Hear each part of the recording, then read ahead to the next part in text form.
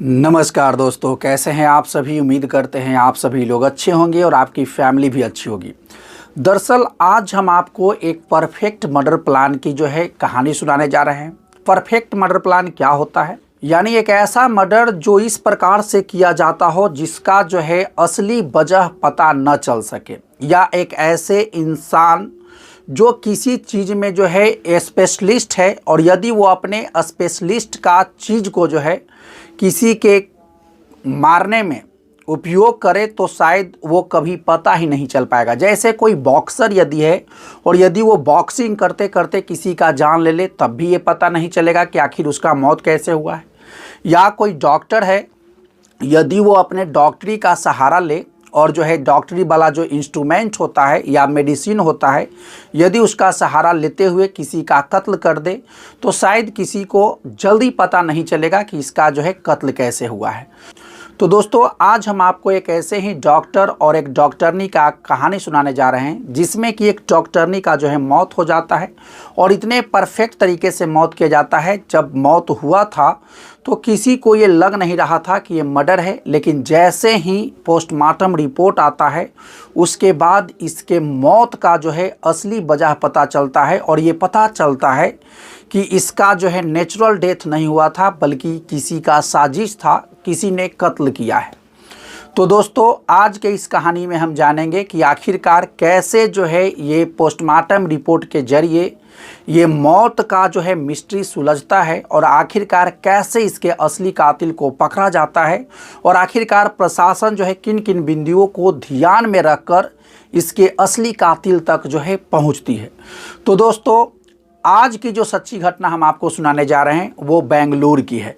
बेंगलुरु का एक डॉक्टर है महेंद्र रेड्डी और इनका विवाह होता है 2024 में कृतिका रेड्डी से। इन दोनों की शादी काफ़ी धूमधाम से 2024 में किया जाता है और दोनों ये शादी से काफ़ी खुश भी थे और शादी से पहले एक प्री वेडिंग शूट भी हुआ था और उस प्री वेडिंग शूट में काफ़ी ये दोनों खुश लग भी रहे थे। लेकिन शादी के कुछ ही दिनों के बाद इनकी पत्नी कृतिका रेड्डी ये अपना क्लिनिक खोलना चाहती है। दरअसल ये कृतिका रेड्डी ये डर्मेटोलॉजिस्ट हैं यानी स्किन की डॉक्टर हैं और इनके पति डॉक्टर महेंद्र रेड्डी ये गैस्ट्रोलॉजिस्ट हैं और ये दोनों ये चाह रहे थे कि इनकी पत्नी जो कृतिका रेड्डी हैं इनका एक अपना क्लिनिक हो और उसको ये संभालें और उसके लिए ये पैसे भी जुगाड़ कर रहे थे। लेकिन कृतिका रेड्डी का तबीयत ज़्यादा ठीक नहीं रहता है। इनको गैस का प्रॉब्लम होता है और गैस के प्रॉब्लम से ये काफ़ी ज़्यादा परेशान भी रहती हैं और इस वजह से एक दिन इनको गैस की वजह से इनको पेट में दर्द शुरू होता है। लेकिन इनके हस्बैंड जो महेंद्र रेड्डी होते हैं ये अपने क्लिनिक में होते हैं और उसी बीच कृतिका रेड्डी अपने पति से पूछती हैं कि मेरे पेट में दर्द हो रहा है, बताइए हम क्या करें। दरअसल वो भी गैस के ही डॉक्टर थे तो वो तुरंत बताते हैं कि ये दवाई ले लो, तुरंत ठीक हो जाएगा। उसके बाद कृतिका रेड्डी चूँकि ये खुद ये डॉक्टर हैं वो दवाई मंगाती हैं और उस दवाई को खाने के बाद उस सुई को लेने के बाद इनका गैस का समस्या जो पेट में दर्द हो रहा था वो समाप्त हो जाता है। उसके कुछ दिन के बाद फिर से कृतिका रेड्डी को फिर से वो पेट में दर्द होता है गैस की वजह से। फिर से इनकी पत्नी अपने हस्बैंड को कॉल करती है, चूँकि वो भी गैस के डॉक्टर ही हैं। वो फिर बताती है कि फिर से उसी प्रकार से दर्द शुरू हो रहा है, अब बताइए क्या करें। फिर से वो डॉक्टर साहब बताते हैं कि ये जो पिछली बार जो दवा दिए थे उसी को हल्का डोज बढ़ा करके ले लो। उसके बाद क्या था, इनकी पत्नी जो कृतिका रेड्डी हैं उस दवाई को मंगाती हैं और उस इंजेक्शन को ले लेती हैं। उसके बाद जैसे ही डॉक्टर साहब घर पहुंचते हैं तो कृतिका रेड्डी यानी सोई हुई पाई जाती है और कृतिका रेड्डी को उठाने का प्रयास करते हैं डॉक्टर साहब। लेकिन वो कृतिका रेड्डी में कोई भी सुगबुगाहट नहीं था, ये हिल डोल नहीं रही थी। उसके बाद डॉक्टर साहब परेशान होते हैं, तुरंत उसके घर वालों को सूचित करते हैं और ये बताते हैं कि कृतिका रेड्डी उसके शरीर में कोई हलचल नहीं हो रहा है। हम उठाने का पूरा प्रयास करते हैं। उसके बाद आनन फानन में कृतिका रेड्डी को हॉस्पिटल में भर्ती कराया जाता है। उसके पूरे परिवार के लोग, कृतिका के मायके वाले और ससुराल वाले सारे के सारे जो है हॉस्पिटल में जाते हैं। लेकिन अफसोस की बात तब होती है जब डॉक्टर आके बताते हैं कि इनको जो है बचाया नहीं जा सकता है और इनका जो है मौत हो चुका है। अब उसके बाद पूरे परिवार में जो है खलबली मच जाता है। अब जैसे ही मौत की खबर परिवार वालों को सुनाई देता है, उनको समझ में नहीं आ रहा था कि आखिरकार क्या हुआ। दरअसल 1 साल पहले ही जो है इन दोनों की शादी हुई थी और शादी भी काफ़ी धूमधाम से, काफ़ी ज़्यादा पैसे खर्च किए गए थे। अब कृतिका के परिवार वाले जो है ये डॉक्टर से गुजारिश करते हैं, चूँकि ये अब उनकी बेटी तो रही नहीं, लेकिन वो चाहते थे कि आखिरकार मौत किस वजह से हुआ है, इस मौत का जो है असली वजह का खुलासा हो, वो जान पाएँ कि उनका बेटी का जो है मौत किस वजह से हुआ है। अब जैसे ही ये बात महेंद्र रेड्डी को पता चलता है कि परिवार वाले जो है पोस्टमार्टम कराना चाहते हैं, उसके बाद महेंद्र रेड्डी जो है पोस्टमार्टम नहीं कराना चाहते हैं और इस बात पर अड़ जाते हैं।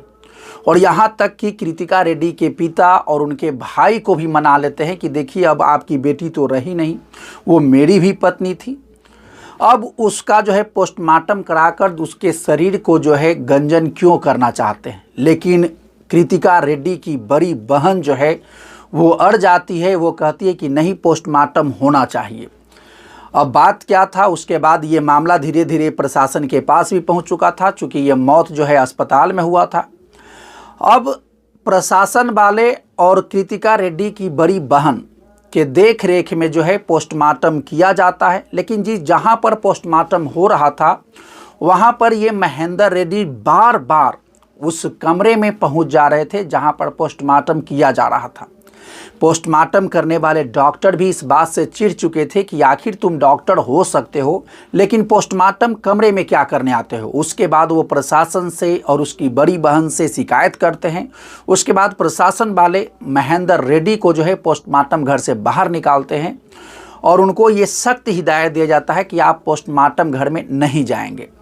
अब चूँकि पोस्टमार्टम हो जाता है, उसके बाद उस डेड बॉडी को जो है परिवार वालों को सौंप दिया जाता है। परिवार वाले उस शरीर को ले जाकर अंतिम संस्कार करते हैं। अब कुछ दिनों के बाद जो है पोस्टमार्टम रिपोर्ट आता है और उस पोस्टमार्टम रिपोर्ट के कुछ ही दिनों बाद जो है बिसरा रिपोर्ट आता है। परिवार वाले तो दोनों जो है थोड़ा थोड़ा भूल चुके थे, चूँकि मौत का जो है लगभग 1 आध महीना से ऊपर हो चुका था। लेकिन जैसे ही बिसरा रिपोर्ट आता है और बिसरा रिपोर्ट में ये बताया जाता है कि कृतिका रेड्डी का मृत्यु एनेस्थेसिया की वजह से हुआ है, एनेस्थेसिया के ओवरडोज से हुआ है। एनेस्थेसिया एक ऐसी दवा होती है जो बेहोश करने के काम आता है। अगर किसी इंसान को एनेस्थेसिया ज़्यादा दे दिया जाए तो वो हमेशा के लिए जो है नींद में चला जाएगा और वो कभी जगेगा नहीं। और यही हुआ था कृतिका रेड्डी के साथ।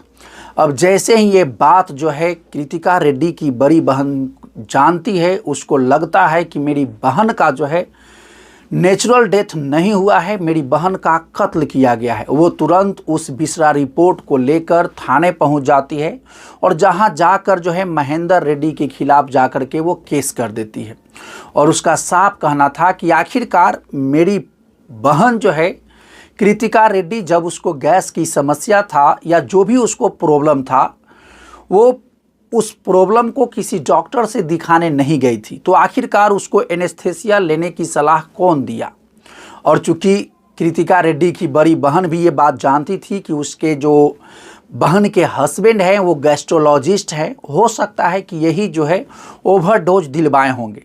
और जैसे ही ये प्रशासन के पास ये FIR दर्ज होता है, उसके बाद प्रशासन जो है महेंद्र रेड्डी को अरेस्ट करती है और उसके बाद पूछताछ करना शुरू करती है। और जैसे ही महेंद्र रेड्डी अरेस्ट होते हैं, शुरुआत में तो ये कहानी बनाते हैं, लेकिन प्रशासन जब अपने तरीके से पूछती है तब महेंद्र रेड्डी सच सच बताना शुरू करते हैं। ये बताते हैं कि जब मेरा शादी हुआ था तो इनके परिवार वाले, कृतिका के परिवार वाले जो है बहुत सारी बात हम लोग से छिपाए थे और ये नहीं बताए थे कि कृतिका को जो है बहुत सारे जो है बीमारी है और बहुत सारी परेशानियां हैं। और जब हम विवाह करके लाएं उसके बाद 1 साल के अंदर हमको जो है कृतिका की सारी बीमारियों के बारे में पता चला और हमको लगा कि एक बीमार लड़की के साथ जो है जीवन बिताना इतना आसान नहीं होगा। और इस वजह से जो है हम कृतिका को रास्ते से हटाना चाहते थे। और उसी बीच हमको पता चला कि ये कृतिका जो है गैस की समस्या से परेशान है। और ये जब हमसे सलाह लेती है तो शुरुआत में तो इसको नॉर्मल दवा बताते हैं, उसका डोज कम रखते हैं, लेकिन जब दूसरी बार ये हमसे दवा के लिए पूछती है तब हम उसको एनेस्थीसिया का ओवर डोज लेने की सलाह देते हैं। और उसके बाद वो जो है ओवर डोज लेने की वजह से वो हमेशा के लिए जो है नींद में चली जाती है और उसका मौत हो जाता है। और जब ये प्रशासन ये बात सुनती है उसके पैरों के नीचे से ज़मीन खिसक जाता है। उसको लगता है कि आखिरकार एक पति अपने ही पैसे का उपयोग करके अपनी ही पत्नी का कत्ल कैसे कर सकता है।